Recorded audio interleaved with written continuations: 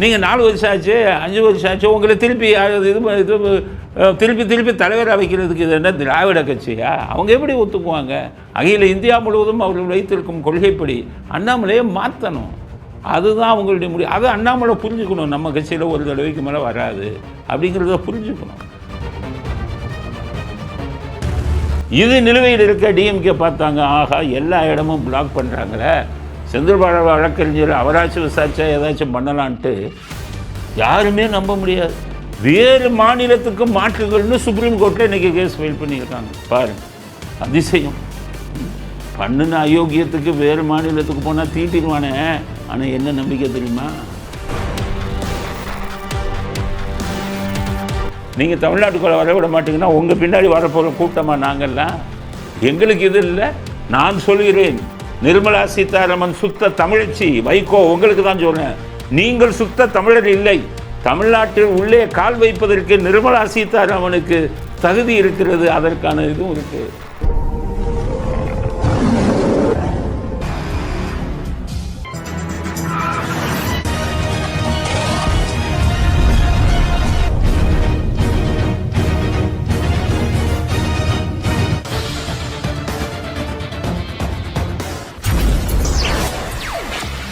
வணக்கம். இன்றைய அரசியல் ஆடுகளத்திற்கு உங்கள் அனைவரையும் அன்புடன் வரவேற்கிறோம். என்ன செய்தி? இன்னைக்கு செய்தி அலசல், அரசியல் செய்திகள் என்னென்னு பார்த்தீங்கன்னா, அண்ணாமலை சொல்லிட்டார், புதிய தலைவர் பாஜகவுக்கு, தமிழ்நாடு பாஜகவுக்கு தேர்ந்தெடுக்கப்படுவார். அது மட்டும் இல்லை, அந்த பதவிக்கு, தலைவர் பதவியின் போட்டியில் நான் இல்லை அப்படின்னு சொல்லிட்டார். புதிய மாநில தலைவருக்கான போட்டியில் நான் இல்லை.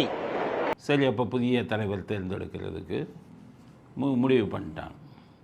போட்டியில் நான் இல்லை அப்படின்னு சொல்லிட்டான். இன்னொரு விஷயம் என்னென்னா, தேர்ந்தெடுக்கப்படுவார். அது பிஜேபியிலையும் காங்கிரஸ்லேயும் அது எப்போவுமே தேர்ந்தெடுக்கப்படுறது இல்லை. அங்கே டெல்லியிலேருந்து வரும், இவங்கெல்லாம் காத்துக்கிட்டு இருப்பாங்க, யார் டெல்லியிலேருந்து ஒன்று வரும். அதை பார்த்த உடனே தான் நமக்கு தலைவர் யாருன்னு தெரியும். ஜனநாயக முறையே தேசிய கட்சிகள் நீங்கள் எப்போவுமே பண்ணுறதில்லை. வெறும் அப்பாயின்மெண்ட். எலெக்ஷனுங்கிறது உங்கள் சரித்திரத்திலே கிடையாது, பாஜக சரித்திரத்தில். சரி, திராவிட கட்சிகள், மாநில கட்சிகள், அவங்க லட்சணம் என்னென்னு பார்த்தீங்கன்னா அதுவும் அதே தான். பேருக்கு ஒருத்தனை எலெக்ஷன் ஆஃபீஸர்னு போடுறது, உடனே இப்போ போட்டிக்கு இவங்க நாமினேஷன் கொடுக்கறது, வேற எவனாச்சும் கொடுத்தா அடிக்கிறது, வாபஸ் வந்துட்டு ஓடுறாங்கிறது. பேருக்கு ஸ்டாலின் திமுக தலைவரானார், இந்த பக்கம் எடப்பாடி அதிமுக பொதுச் செயலாளரானார், இவர் திருமா விசிகா கட்சிக்கு தலைவரானார். அப்படி தானே. இதுக்கு சீமான் நாம் தமிழர் கட்சிக்கு ஆனார், ஒருங்கிணைப்பாளர் ஆனார். இப்படி தான். இனி விஜய் வருங்காலத்தையும் அப்படி தான், தாவேகாவுக்கு அவர் தலைவர் தேர்ந்தெடுக்கப்பட்டார் அப்படிம்பாங்க. ஆக எல்லா அரசியல் கட்சிகளும் ஊரை மாற்றிக்கிட்டு இருக்கீங்க.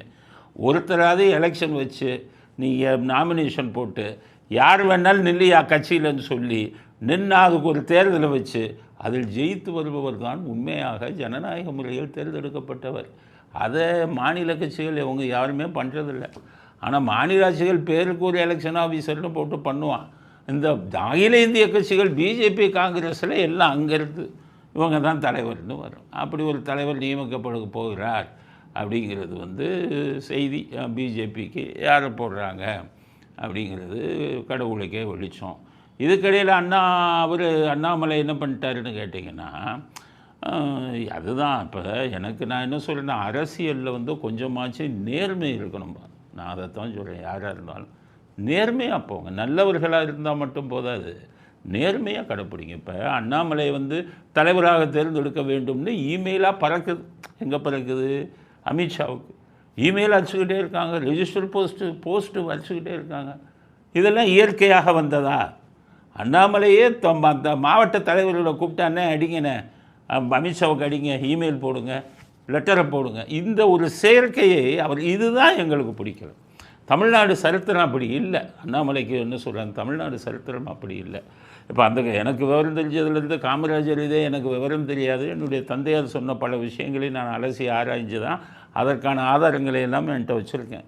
காமராஜருக்கே என்னென்னு கேட்டிங்கன்னா, காமராஜர் இறந்து போகிறார், ஆட்சியிலும் இல்லை.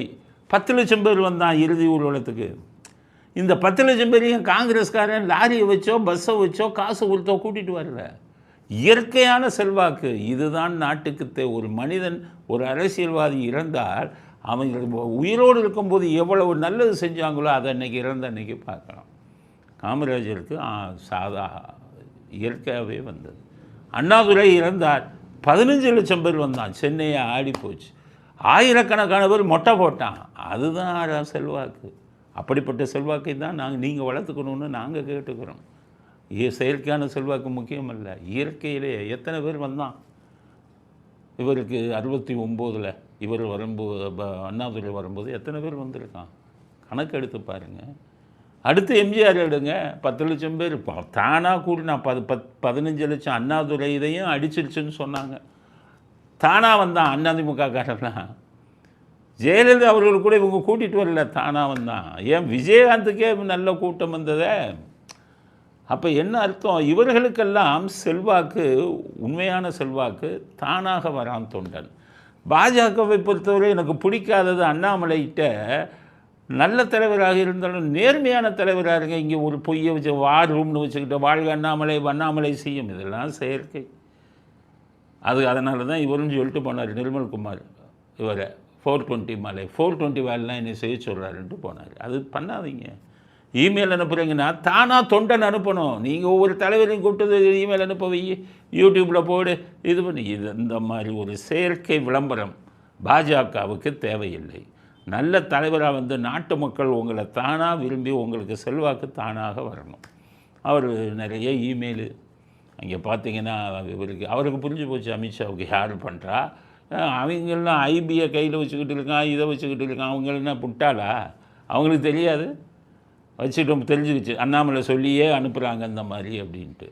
அதில் அண்ணாமலை மீண்டும் தலைவராக போடுங்க அப்படின்னு தான் நிறைய போகுது. இதில் அண்ணாமலை ஒன்றை புரிஞ்சுக்கணும், இல்லை தமிழ்நாட்டு மக்கள் ஒன்று புரிஞ்சுக்கணும், பிஜேபி தலைவர்கள் தொண்டர்கள் தான் ஒன்றை புரிஞ்சுக்கோங்க. பாஜகங்கிறது ஒரு கொள்கை பிடிப்பான ஒரு கட்சி, நல்லா புரிஞ்சுக்கோங்க. பாஜகவுக்கு கொள்கை பிடிப்பான கட்சி. முன்னாடி ஜனசங்கம்னு இருந்தது. இந்திரா காந்தி எமர்ஜென்சியை கொண்டு வரும்போது அவங்க போய் ஜனதான ஒரு கட்சியில் இணைஞ்சாங்க.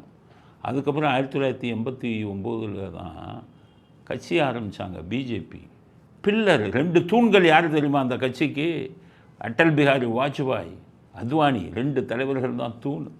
அப்படிப்பட்ட அத்வானியை 2 வருஷம் தான் தலைவராக இருந்தார். 2 வருஷம் தான் தலைவராக இருந்தார், அகில இந்திய பாஜக தலைவராக. தொடர்ந்து அத்வானியவே போடல. அதுக்கடுத்தது ஆளை மாற்றிடுவாங்க. அதே மாதிரி 75 வயசானா பதவி இல்லை, அதை ஃபாலோ பண்ணுறாங்க. மோடியே 75 வயசானா என்ன ஆகும் சொல்ல முடியாது. பிஜேபி அந்த மாதிரி ஒரு கொள்கையை வச்சுருக்கான், கரெக்டாக ஃபாலோ பண்ணுவான். நீங்கள் 4 வருஷம் ஆச்சு, 5 வருஷம் ஆச்சு, உங்களை திருப்பி திருப்பி தலைவராக வைக்கிறதுக்கு இது என்ன திராவிட கட்சியா? அவங்க எப்படி ஒத்துக்குவாங்க? அகில இந்தியா முழுவதும் அவர்கள் வைத்திருக்கும் கொள்கைப்படி அண்ணாமலையை மாற்றணும். அதுதான் அவங்களுடைய முடிவு. அதை அண்ணாமலை புரிஞ்சுக்கணும். நம்ம கட்சியில் ஒரு தடவைக்கு மேலே வராது அப்படிங்கிறத புரிஞ்சுக்கணும். அது இல்லாமல் திருப்பி நான் தலைவராக வரணும் இதெல்லாம் நினச்சி பார்க்கவே கூடாது. அவர் என்ன சொல்கிறாரு, எனக்கு வந்து டெல்லி மேலிடம் என்ன கட்டளை இடுகிறதோ ஒரு தொண்டனாக ஏற்றுக்கொள்வேன்கிறாரு. அப்புறம் அதே சமயத்தில் வந்து நான் இதில் வந்து தமிழ்நாட்டை விட்டு போக மாட்டேன்கிறாரு. பிஜேபியுடையதே இப்போ எல்முருகனை தலைவரை விட்டு மாற்றினாங்க, மந்திரியாக போட்டாங்க, இல்லை கவர்னராக போடுறாங்க. அவங்க இதே அதுதானே. அப்போ நீங்கள் நான் தமிழ்நாட்டிலே இருப்பேன்னா தலைவர் பதவி இல்லாமல் எதுவாக இருப்பீங்க? ப்ராக்டிக்கலாக யோசிக்கணும்ல. அதனால தான் சொல்கிறேன், அண்ணாமலை வந்து ப்ராக்டிக்கலாக யோசிங்க. தலைவர் பதவியும் உங்கள் கட்சிப்படி அப்படி தான் மாற்றி மாற்றி பண்ணுவாங்க. அப்படி உங்களுக்கு பிடிக்கவில்லை என்றால் நீங்கள் என்ன பண்ணணும்னா ஒரு மாநில கட்சியை தனியாக ஆரம்பிங்க, நீங்களே தலைவராக இருங்கள். அப்போது நீங்கள் நிரந்தர தலைவராக இருக்கலாம். ஒரு அகில இந்திய கட்சியில் இருந்து உங்களை திருப்பி தலைவராக போடணும் அப்படின்னு நீங்கள் நினைப்பதில் எந்த வித இதுவும் இருக்கிறதா எனக்கு தெரியல, நியாயமும் இருப்பதாக தெரியலை. அதனால் அண்ணாமலைக்கு நான் சொல்வது என்னன்னு கேட்டிங்கன்னா, உங்கள் தலைமை எப்படி சொல்கிறாங்களோ அதுபடி ஏற்று பண்ணுங்கள். உங்களை கவர்னராக போட்டால் ஏற்றுக்கொள்ளுங்கள், ஒரு கவர்னராக போங்க. உங்களை வந்து நீங்கள் இல்லை கவர்னர் இல்லை ஒரு மத்திய மந்திரி கொடுக்குறாங்கன்னா ஏற்றுக்கொள்ளுங்கள், பதவி கிடைத்தால் ஏற்றுக்கொள்ளுங்கள். அதுதான். நீங்கள் தமிழ்நாட்டிலே இருந்து இன்றைக்கி இருக்கக்கூடிய சூழ்நிலையில் திராவிட கட்சிகள் எதனா இது பண்ணி பாஜக தமிழ்நாட்டில் தனியாக நின்று ஆட்சியை பிடிப்பது என்பது இன்றைக்கி லெவலில் நடக்காது. அது ரொம்ப நாளாகும். கூட்டணியில் தான் நீங்கள் முடிவு பண்ணணும். கூட்டணி கட்சிகளை சேர்த்து தான் முடிவு பண்ணணும். கூட்டணி கட்சிகளும் மோசமாக இருக்குது. அதிமுகவில் என்னாச்சு, இவர் ஓபிஎஸ்ஸை இன்றைக்கி கருணாநிதியை அவ்வளோ பாராட்டி பேசுகிறாரு. அப்போ என்ன அர்த்தம், கருணாநிதி ரசிகர் மன்ற தலைவர் ஆகிட்டார் ஓபிஎஸ். இந்த பக்கம் பார்த்தீங்கன்னா இவரை எடுத்துக்கோங்க, எடப்பாடியை. அவர் சவுக்கு சங்கரதுக்காக இதில் போய் பேசுகிறார். இதில் சட்டசபையில் சவுக்கு சங்கர் ரசிகர் மன்ற தலைவர் ஆகிட்டார் எடப்பாடி. சவுக்கு சங்கர் சம்மந்தப்பட்ட வழக்கில் எடுக்கப்பட்ட ஆவணங்கள், எடுக்கப்பட்ட வீடியோ எல்லாம் இருக்குது. அதை போய் பாருங்கள் நீங்கள். யார், எடப்பாடி. அதெல்லாம் இப்படியெல்லாம் சப்போர்ட் பண்ணிங்கன்னா அதில் உங்களுக்கும் தொடர்பு இருக்காங்கிற கேள்வியெல்லாம் எதிர்க்கட்சி கொண்டு வருவான். அவ்வளோ விஷயம் இருக்குது, அவ்வளோ வீடியோ இருக்குது. ஒரு நல்ல ஒரு ஒரு ஒரு கொள்கை கொண்ட ஒருத்தருக்காக நீங்கள் குரல் கொடுத்தா பார்க்கலாம். உங்கள் பையன் சொல்லிட்டானோன்னு சவுக்கு சங்கர் பின்னாடி போயிட்டு அதை நியாயப்படுத்திக்கிட்டு அதுக்காக போய் சட்டசபையில் பேசினா எவ்வளோ கீழ்த்தரமாக. எம்ஜிஆர், ஜெயலலிதா அவர்களை தலைவராக ஏற்றுக்கொண்ட நீங்கள் இந்த மாதிரி ஒரு யூடியூபரெல்லாம் தலைவராக ஏற்றுக்கொண்டீங்கன்னா என்ன ஆகும்? இந்த லட்சணத்தில் இருக்குது. இந்த பக்கம் செங்கோட்டையும் போயிட்டு இருக்காரு. பலமான அதிமுகவும் தொண்டர்கள் யாருக்கு ஓட்டு போடுவதுன்னு கலங்கியிருக்காங்க. இப்படிப்பட்ட ஒரு சூழ்நிலையில் பிஜேபி எல்லாம் உடனடியாக ஆட்சிக்கு வர வாய்ப்பில்லைங்கிறத அவங்க புரிஞ்சுக்கோங்க. அதனால் கட்சி என்ன வளங்க, உங்கள் கட்சி இன்னும் இல்லை, அடிமட்டத்தில் எதுவுமே வளரலை. சோஷியல் மீடியாவில் சும்மா அண்ணாமலை பெருசாக சமூக வலைதளங்களில் அப்படி பெருசாக்கி காட்டுகிறாரே ஒழிய, நான் எல்லா தொகுதியிலையும் விசாரித்து விட்டேன். அடிமட்டத்தில் பாஜகவுக்கு அந்த ஃபீல்டு கிடையாது. ரொம்ப வீக்கு. ஃபீல்டு ஒர்க்கர்ஸ் எல்லாம் இன்னும் சரியாக செய்யவில்லை. அதனால் பாஜக இன்னும் கட்சியை வளருங்க, மக்களின் நம்பிக்கையை பெறுங்கள், அதற்கு பிறகு ஆட்சிக்கு வருவோம் என்பதை பற்றி யோசியுங்கள் அப்படிங்கிற கருத்தை முதல் கருத்தாக பதிவு செய்ய விரும்புகிறேன். அதுக்கடுத்தது டாஸ்மாக் 1000 கோடி வழக்கு. இது நல்லா புரிஞ்சுக்கங்க. சட்டம் சம்மந்தப்பட்ட விஷயம் நல்லா புரிஞ்சுக்கங்க. முதல்ல டாஸ்மாக் 1000 கோடிக்கு ஆவணங்கள் எல்லாம் எடுத்துகிட்டு போயிட்டாங்க. டாஸ்மாக் அதிகாரிகளை கூப்பிட்டு விசாரித்தாங்க. டிஎம்கேக்காரன் என்ன பண்ணான், அவங்கள விசாரிக்கவே கூடாது. எவனை மண்ணல்னும்னா 5 ஐஏஎஸ் ஆஃபீஸர்கள் விசாரினா விசாரிக்கவே கூடாது. நான் மண்ணல்லுவேன், விசாரித்து நீ கண்டுபிடிக்கக்கூடாதுன்னு போட்டாங்க. அப்புறம் சுப்ரீம் கோர்ட்டு தான் விசாரியான்னாங்க. இப்போ டாஸ்மாக் இதுக்கு டாஸ்மாக் அதிகாரிகளையும் விசாரிக்கக்கூடாதான். ஏன்னா 1000 கோடின்னு இருக்காங்க, 40,000 கோடி கணக்கு வருமே, அவனெல்லாம் விசாரித்தா நடுங்கிறாங்க. உடனே ஹைகோர்ட்டில் போய் இப்போ வழக்க போட்டாங்க, விசாரிக்கவே கூடாது டாஸ்மாக் அதிகாரிகளை. அந்த 2 நீதிபதிகளும் முதல்ல ஏன் விசாரிச்சிங்க அப்படின்னு தடை கொடுத்தாலுங்க, அடுத்ததில் ஓடியே போயிட்டான், எனக்கு இந்த கேஸே வேணான்னு 2 பேரும் ஓடி போயிட்டாங்க. அதுக்கடுத்தது இன்னொரு பெஞ்சில் போட்டாங்க. அதில் சுப்பிரமணியன்னு ஒரு நீதியரசர் ரொம்ப நேர்மையான தீட்டிடுவார். தப்பு நடந்ததுன்னா தீட்டிடுவார். அந்த பெஞ்ச் விசாரிச்சுக்கிட்டு இருக்கும்போது சீனியர் வக்கீல் விஜயன், அவர் கொஞ்சம் சமூக அக்கறை உள்ளவர். அந்த விஜயன் என்ன போட்டாருன்னா, இப்போ போட்டிருக்கிற புதிய 2 நீதிபதிகளில் சுப்பிரமணியங்கிறவரை பற்றி எங்களுக்கு கவலை இல்லை, அவர் நடுநிலையானவர். ஆனால் இன்னும் ஒருத்தர் செந்தில் பாலாஜிக்கு ஆஜராகக்கூடிய வழக்கறிஞரின் சகோதரர்னு கேஸை போட்டு அதை மாற்றுங்கன்ட்டார். அந்த இன்னொரு வழக்கு இதை மாற்றுங்க ஜட்ஜை, ஏன்னா செந்தில் பாலாஜி வழக்கறிஞருக்கு வேண்டியவர்னு கொண்டு வந்தார். இது நிலுவையில் இருக்க டிஎம்கே பார்த்தாங்க, ஆகா எல்லா இடமும் பிளாக் பண்ணுறாங்களே, செந்தில் பாலாஜி வழக்கறிஞர் அவராச்சும் விசாரித்தா ஏதாச்சும் பண்ணலான்ட்டு யாருமே நம்ப முடியாது. வேறு மாநிலத்துக்கு மாற்றுங்கள்னு சுப்ரீம் கோர்ட்டில் இன்றைக்கி கேஸ் ஃபைல் பண்ணியிருக்காங்க. பாருங்க அதிசயம். பண்ணுன அயோக்கியத்துக்கு வேறு மாநிலத்துக்கு போனால் தீட்டிடுவானே. ஆனால் என்ன நம்பிக்கை தெரியுமா, கர்நாடகத்தில் காங்கிரஸ் ஆச்சு, ஐஎன்டிஏ. அதனால் அந்த கோர்ட்டுக்கு போனால் அவங்கள வச்சு ஏதாச்சும் பண்ணலாம். இங்கே நடக்காது. ஆந்திரா, தெலுங்கானா கோர்ட்டுன்னு கேட்பாங்க. தெலுங்கானா கோர்ட்டுக்கு கேட்டேன்னா அங்கே ஐஎன்டிஏ காங்கிரஸ்ஸு. ஸோ இவங்களை வச்சு ஏதாச்சும் வழி பண்ணி அங்கேருந்து தப்பிச்சிடலாங்கிறதுக்காக யோகியர்கள் மாதிரி வேறு மாநிலத்துக்கு மாற்றுங்கள்னு கேஸை போட்டிருக்கான் திமுககாரன். ஏன் போட்டிருக்கான் அப்படின்னா, தமிழக அரசாங்கம் சார்பில் தான் போட்டிருக்காங்க. இப்போ சுப்ரீம் கோர்ட்டு வேறு மாநிலத்துக்கு மாற்றணுன்ட்டா இந்த விசாரணை நின்று போகும். வேறு மாநிலத்துக்கு மாற்றுறதுக்கு 6 மாதம் ஆகும். அதுக்குள்ளே என்னென்ன வேலையோ அதெல்லாம் பண்ணிடலாம் அப்படின்ட்டு இது யோகியங்க மாதிரி உச்ச நீதிமன்றத்துக்கு போயிருக்கான்ப்பா. வேறு மாநிலத்துக்கு மாற்றணும், யோகியம் கூட இவ்வளோ தைரியமாக போக மாட்டான். அதனால் உச்ச நீதிமன்றத்துக்கு வேறு மாநிலத்துக்கு மாற்ற வேண்டும் என்று ஒரு வழக்கு. இங்கே சீனியர் வக்கீல் விஜயன் இப்போது விசாரித்து கொண்டிருக்கும் ஹைகோர்ட்டில் உயர்நீதிமன்றத்தில் இப்போது விசாரித்து கொண்டிருக்கும் 2 வழக்கறிஞர்கள் ஒரு 2 நீதிபதி அல்ல, ஒரு நீதிபதி திமுக சார்ந்த நீதிபதி அப்படிங்கிற குற்றச்சாட்டையும் கொண்டு வந்திருக்கிறார். அதனால் இந்த வரும் வாரங்களில் என்னங்கிறது தெரியும். எனக்கு செந்தில் பாலாஜி என்ன அப்படியே கண்டனம் தெரிவிக்கிறோன்னு விட்டு வச்சுருக்காங்க மந்திரியா. இதில் என்ன நடக்குதுன்னு பார்ப்போம். அதாவது உலகத்தில் இருக்கும் அத்தனை அயோக்கியத்தனங்களையும் தெரிந்தவர்கள் திமுககாரர்கள். கொள்ளையடித்தா எப்படி நம்ம தப்பிக்கணுங்கிறத தெரிஞ்சவன். டாஸ்மாகில் அடித்த கொள்ளையை மறக்கணுங்கிறதுக்காக குறுக்கு வழியில் போய் வேறு மாநிலத்துக்கு மாற்றுங்கன்னு அந்த வழக்கை தாமதப்படுத்தணும், இங்கே உயர்நீதிமன்றம் விசாரிச்சிடக்கூடாது என்பதற்காக சூழ்ச்சி செய்கிறார்கள் அப்படிங்கிற விஷயத்தையும் நீங்கள் எல்லாம் புரிஞ்சுக்கணும் அப்படிங்கிறது அடுத்த கருத்து. அடுத்தது பார்லிமெண்ட்டில் ஒரே தகராறு.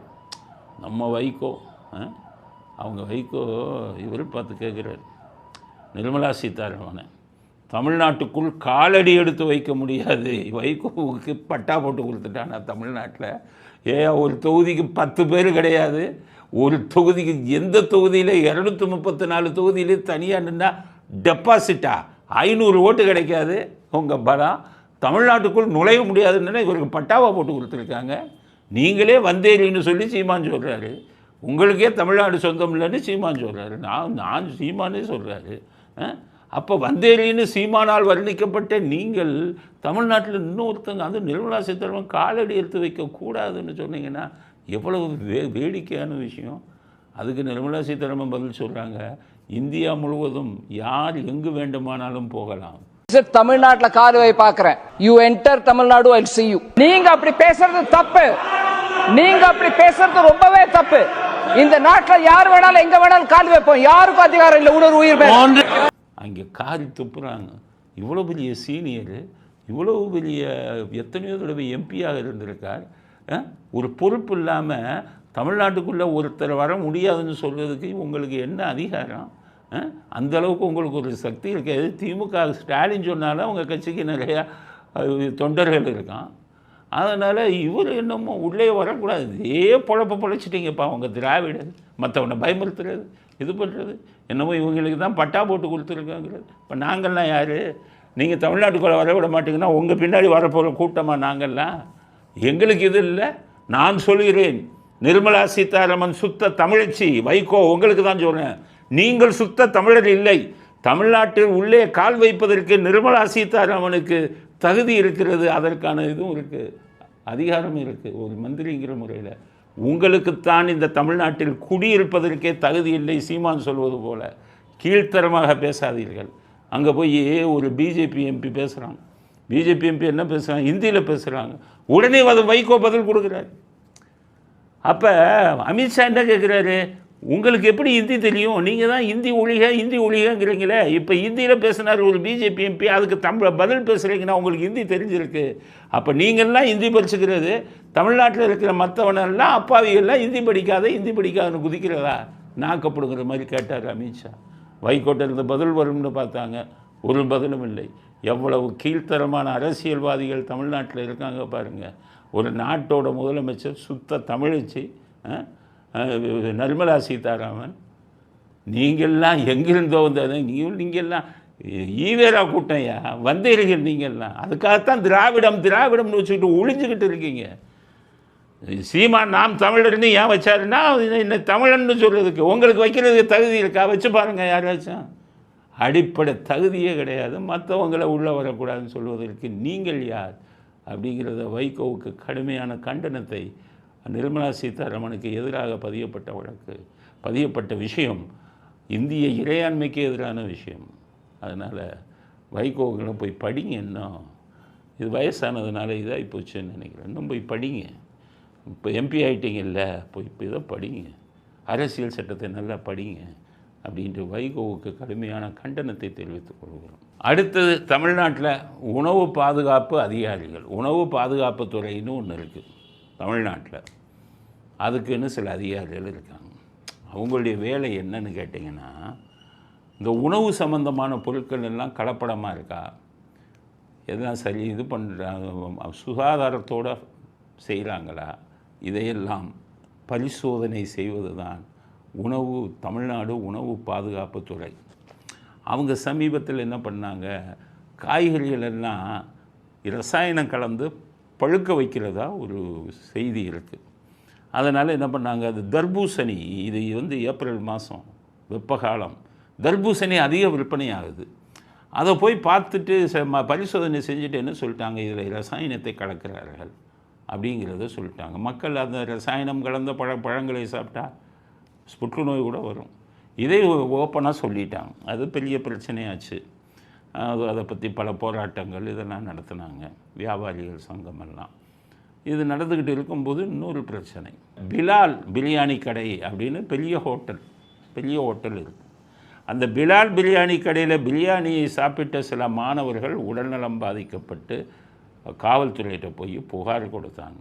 காவல்துறை எஃப்ஐஆர் போட்டாங்க.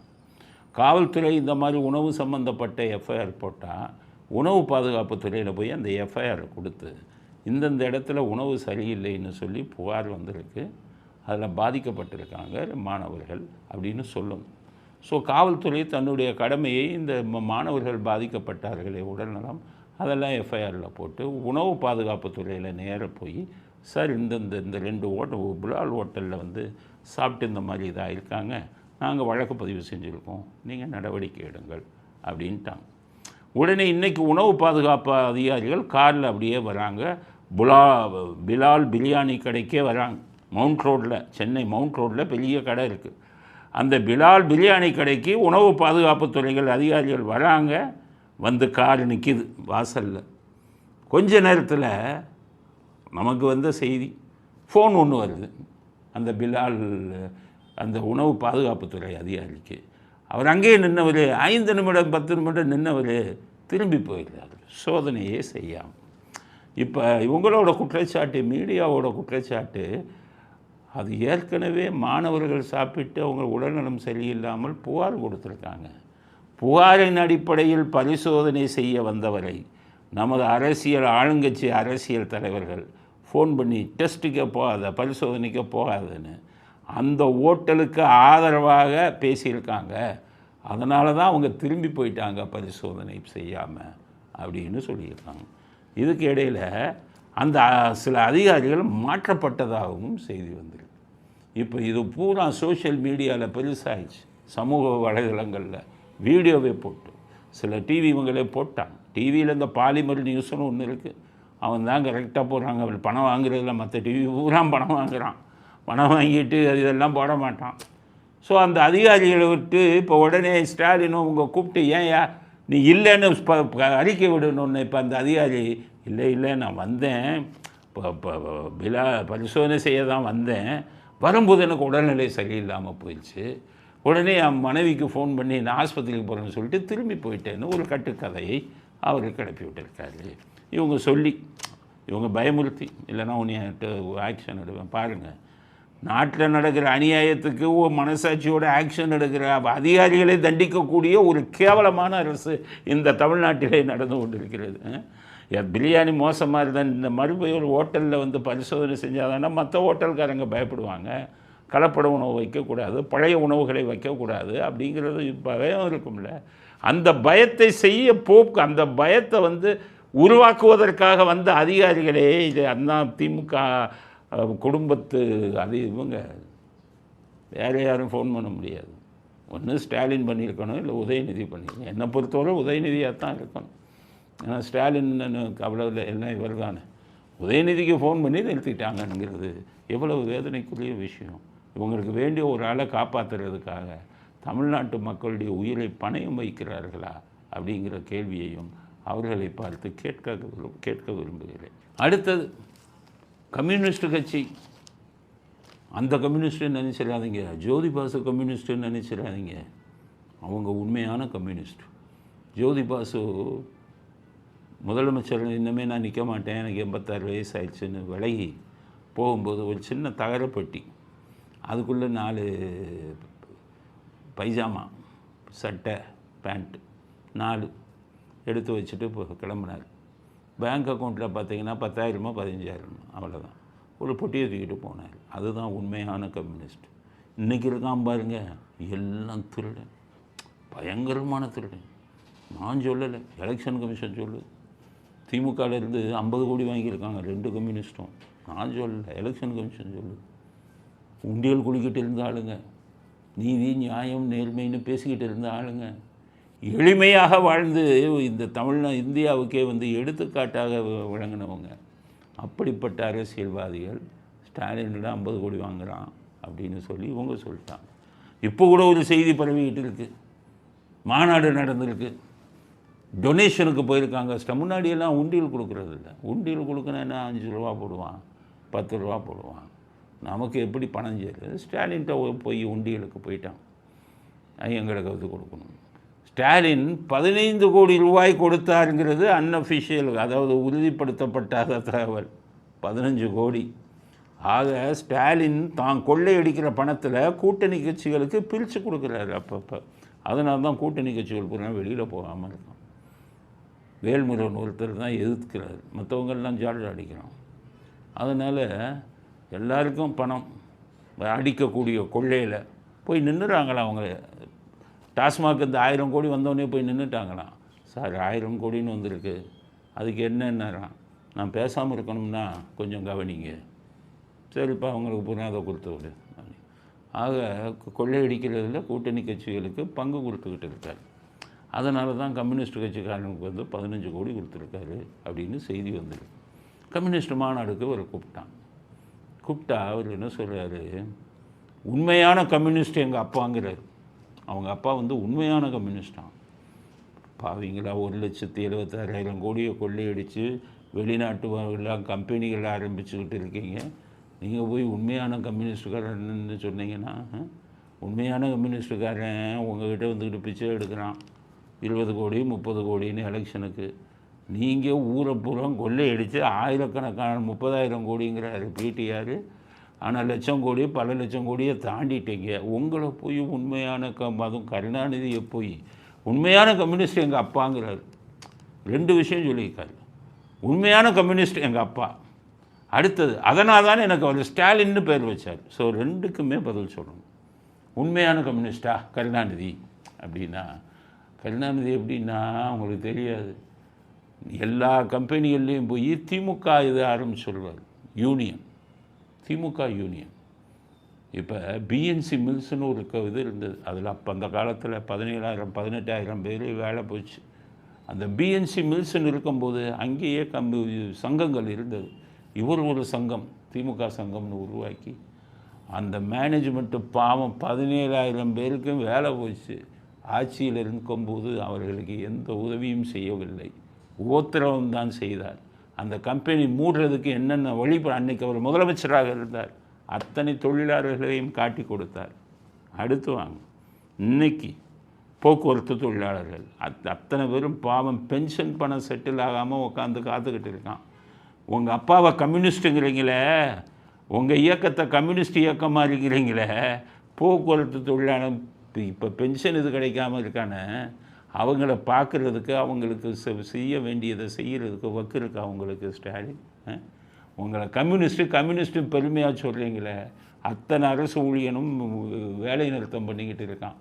அவங்களுக்கு பழைய பென்ஷன் கொடுக்குறேன்னு வாக்குறுதியை கொடுத்துட்டு அடுத்த எலெக்ஷனில் கவிழ்க்காமல் விடமாட்டோம்னு சபதம் செய்கிறாங்க தொழிலாளர்கள், அரசு ஊழியர்கள், போக்குவரத்து தொழிலாளர்கள் காரி துப்புறாங்க. வெக்கமாக இல்லை? நாங்கள் கம்யூனிஸ்ட்டு, எங்கள் அப்பா கம்யூனிஸ்ட்டு, நீங்கள் கம்யூனிஸ்ட்டுன்னு சொல்கிறதுக்கு வெக்கமாக இல்லையா? தொழிலாளர்களுக்கு வாழ்க்கையை பாதிக்க வச்சுட்டு. அடுத்து இவங்க அப்பா அதனால தான் ஸ்டாலின்னு பேர் வச்சாராம். ஸ்டாலின் யார்? அவர் ரஷ்யாவை சேர்ந்த அதிபர். அது கம்யூனிஸ்ட் நாடு, அதனால் அவர் கம்யூனிஸ்ட்காரரான். அது இல்லை, ஸ்டாலின் ஒரு சர்வாதிகாரி. இந்த ஸ்டாலினை சொல்ல, இவரும் சர்வாதிகாரி தான், அவரும் சர்வாதிகாரி. இவர் நம்ம தமிழ்நாட்டு சர்வாதிகாரி, அவர் ரஷ்யாவின் சர்வாதிகாரி. அவர் பேர் வச்சதே கருணாநிதி கம்யூனிஸ்டில் ஈடுபாடு உண்டான். அவர் ஏன் வச்சார் தெரியுமா? எல்லா பேருக்கும் தெரியும், ஸ்டாலின் ரஷ்ய அதிபராக இருக்கும்போது அவன்தான் நேதாஜியை ரஷ்யா சிறையில் சித்திரவதை செய்து கொன்றான். ஆதாரம் இருக்குது, வர சொல்லுங்கள் யாரையாச்சும், ஆதாரம் இருக்குது. சித்திரவதை செஞ்சு கொண்டவன் ஸ்டாலின். இவங்க அப்பா என்ன பண்ணார்? இவர் கம்யூனிஸ்டுக்காக வைக்கலை. கருணாநிதி இந்த திமுக இவங்க எல்லாமே தேச விரோத கட்சிகள். வெள்ளைக்காரனுக்கு ஆதரவாக இருந்த கூட்டம் இது. அப்போ எதற்காக வைத்தார் பேரை? ஸ்டாலின் எல்லாம் வெள்ளைக்காரனுக்கு ஆதரவாக 2வது உலகப் போரில் சண்டை போட்டவன். இவர்களெல்லாம் தேச துரோகிகள், தேச விரோதிகள். இவங்களுடைய கட்சி ஜஸ்டிஸ் கட்சி. ஜஸ்டிஸ் கட்சியிலேருந்து வந்தவர் தான் ஈவேரா. ஸோ தேச துரோகிகளான இவர்கள் நமது தேசத்துக்கு எதிராக செயல்பட்ட ஸ்டாலின், நமது தேச தந்தையாக இருந்த இவரை கொன்ற ஸ்டாலின், நேதாஜியை கொன்ற ஸ்டாலின், அதற்காகவே வச்சார் உங்கள் அப்பா. இவர்களெல்லாம் வெள்ளைக்காரனின் கைக்கூலிகள். திமுக, திக அத்தனை பேரும், ஜஸ்டிஸ் கட்சி எல்லாமே வெள்ளைக்காரனின் கைக்கூலிகளாக இருந்து இந்தியாவிற்கு சுதந்திரம் கிடைக்கக்கூடாது என்று வெள்ளையனை வலியுறுத்தி சுதந்திரம் கிடைத்த என்று கருப்பு கொடியை ஏற்றி எதிர்ப்பு தெரிவித்த தேச துரோகிகள். இந்த தேச துரோகிகள் இவர்களுக்கு ஆதரவாக இருந்த ஸ்டாலின், நமது தேசத்துக்கு சுதந்திரத்துக்காக பாடுபட்டவர்களை கொன்ற ஸ்டாலின் என்று தெரிந்து கொண்டுதான் கருணாநிதி தனது பையனுக்கு சாமிதுரைக்கு ஸ்டாலின் என்று பெயர் வைத்தார். இதை ஸ்டாலின் நீங்கள் பெருமையாக சொல்லிக்கிறதுல அர்த்தமே கிடையாது. ஒரு தேச துரோகியின் பேரை நீங்கள் வச்சுருக்கீங்க. ஒரு தேச தலைவரை கொன்ற ஒரு தேச துரோகி ஸ்டாலின், ரஷ்ய அதிகாரி. அவனுடைய படத்தை நீங்கள் அவனுடைய ஃபோட்டோ இது பேரை நீங்கள் வச்சுருக்கீங்கன்னா இதை பெருமையாக சொல்லணுமா? உங்கள் அப்பா இதுக்காக தான் உங்களுக்கு பேர் வச்சார். அதனால் அந்த பேரை சுமந்திருக்கும் நீங்கள் தேச துரோகத்தின் அடையாளம். அதனால தான் உங்களுக்கு சர்ச்சை பார்க்கல. ஸ்டாலின்னு பேர் சொன்னோன்னே உங்களுக்கு சீட்டு கொடுக்க மாட்டேன்னு சொன்னாங்களே. சர்ச்சை பார்க்கில் இருக்கக்கூடிய தேச பக்தர்கள் அவங்க கிறிஸ்தவர்கள் இல்லை, தேச பக்தர்கள். அதனால தான் உங்களுக்கு சீட்டு கொடுக்கல. உங்களில் ஒருவன்னு சொல்லி உங்களுடைய சுயசரிதையிலேயே அதை எழுதியிருக்கீங்க. இதனால் உங்கள் பேருடைய அர்த்தத்தை புரிஞ்சுக்கோங்க. உங்கள் அப்பா உங்களுக்கு எதற்காக அந்த பேரை வச்சாருங்கிறது இதையும் புரிஞ்சுக்கோங்க. தேச துரோகத்தின் சின்னம் அந்த பேர் ஸ்டாலின். தூக்கி அந்த பேரை மாற்றிட்டு வேறு பேர் வச்சுக்கோங்க. இல்லை பழைய உங்கள் அப்பா வச்ச சாமிதுரைங்கிற பேரை வச்சு வையுங்க. இதுதான் உங்கள் பேரின் வரலாறு, நன்றாக புரிந்து கொள்ளுங்கள் அப்படிங்கிறத அடுத்த கருத்தாக பதிவு செய்ய விரும்புகிறோம். இத்துடன் இன்றைய அரசியல் ஆடுகளம் நிறைவு பெறுகிறது. மீண்டும் நாளை புதிய செய்திகளுடன் உங்களை சந்திக்கிறோம். நன்றி, வணக்கம், ஜெய் ஹிந்த்.